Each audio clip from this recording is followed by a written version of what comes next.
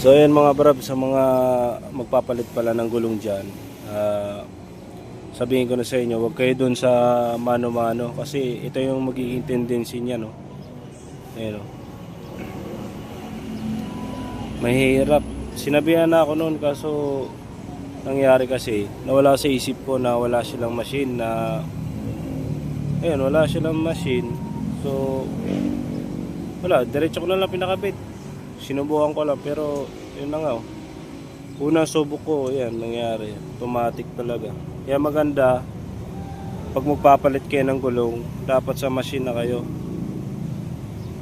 Kasi pagka mano-mano, ito talaga mangyayari. Ayan, oh. Ay, kawawa. Papinturahan na lang natin to. Balak ko candy red. So ayan, peace out.